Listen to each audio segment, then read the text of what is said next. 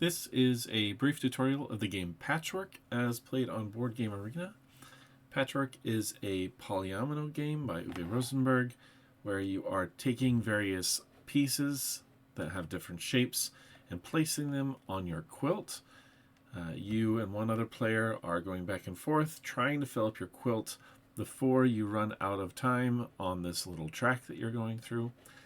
This version, the look is a little different than some of the others. This is the 10th anniversary edition. The gameplay is exactly the same between the various versions. They just have different looks in terms of the quilts and the various pieces. So you can see that there are all of these pieces in a large circle around the board. There are a bunch of buttons that you start out with and that you can earn. And there is these are your quilts that you're filling in. So it's a 9x9 square that you're trying to fill in. And this is your track that you're going to. The main point of the game is to completely fill up your quilt as much as you possibly can, because every space that is not filled by the end of the game is minus 2 points. But you can also earn these buttons, which are money and points, and at the end of the game, whoever has the most of them wins as well. So how does this work?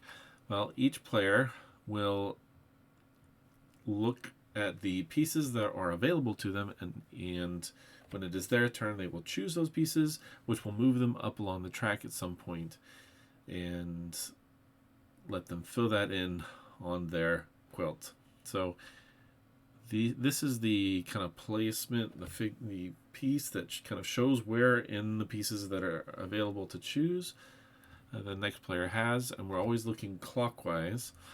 So whoever is going first, in this case me, can look at the next 3 pieces from this spot. And I can choose one of these pieces, if I can afford it, and place it anywhere in my quilt. Once I do that, this piece will go into where that place is. So let's say I choose this one. I pay 4 buttons for it. This piece then moves to that spot, and now the next player has these 3 to choose from. And it goes and so on and so forth. Now BGA will just kind of rotate the entire circle around, so it always stays here and the pieces kind of move. But in the real game, you're moving that piece around the circle and always looking 3 ahead. BGA also shows you what you can and can't afford. So for instance, this one is in red because it costs 7 buttons and I only have 5 currently. This one I can do because it's 1. Now there's another symbol on here, and that's this sand timer, and that is how far I will move on the time track if I choose that piece.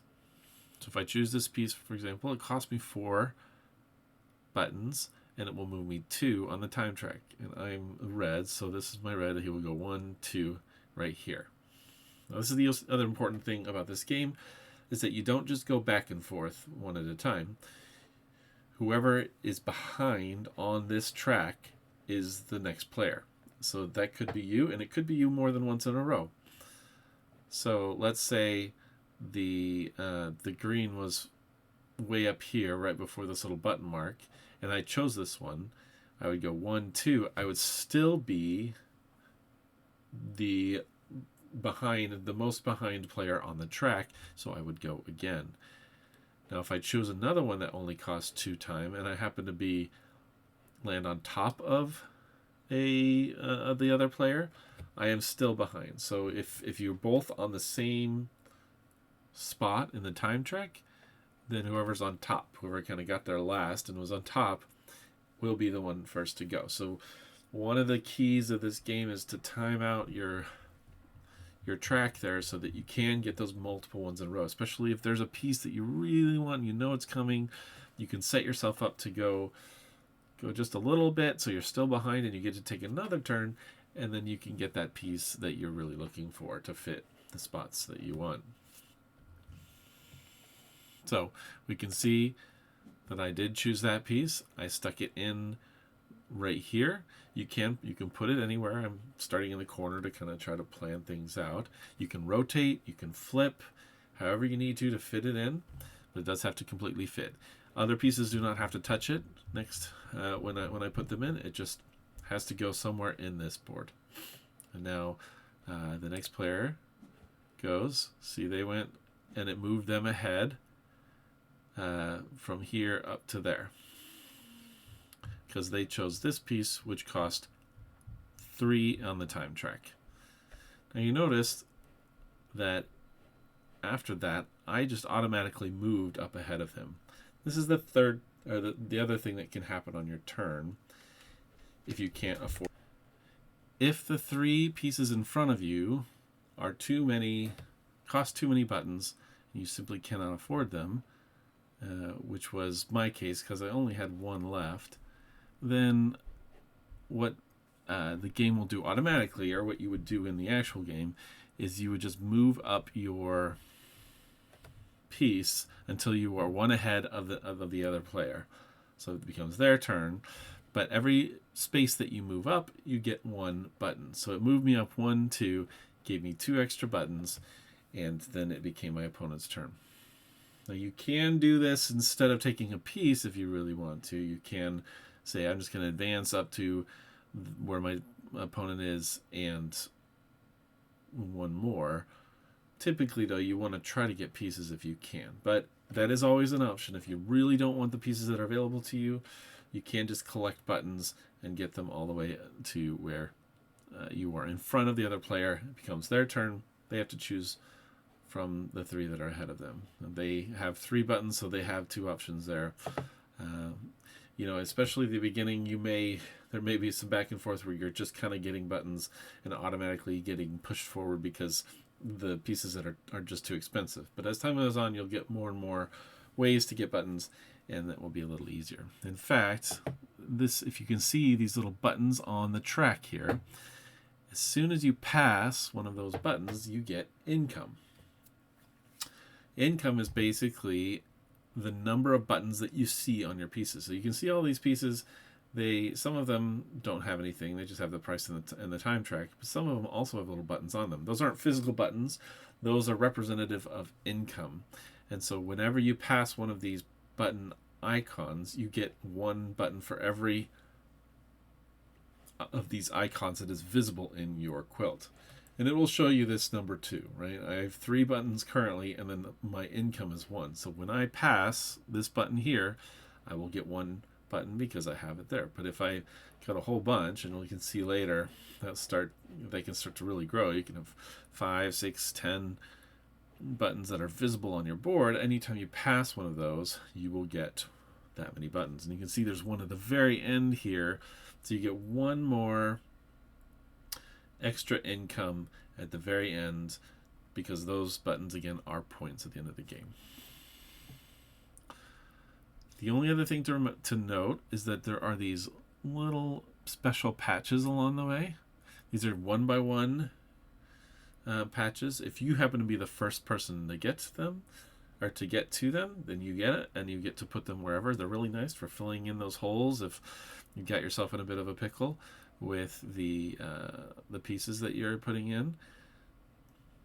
But only the person who gets there first gets them, and then they go away. And so, there is some reason to try to stay back in the track so you get more extra turns, but there could be reason to go a little farther ahead so you can get those patches. So you have to always kind of be balancing that. This simply goes back and forth as people pick different tiles.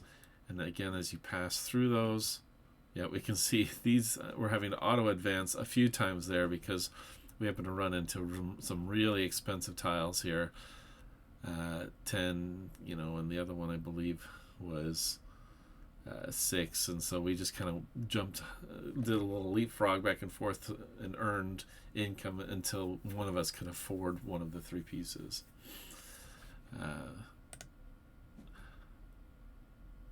You can see, though, this is that advanced. This is, if I didn't want to pick one of these 3 patches, now I can afford all 3 of them. They're much cheaper. But if I didn't want to pick one of those, I could just advance, and it would take me 1, 2, 3 to the space right in front of that person.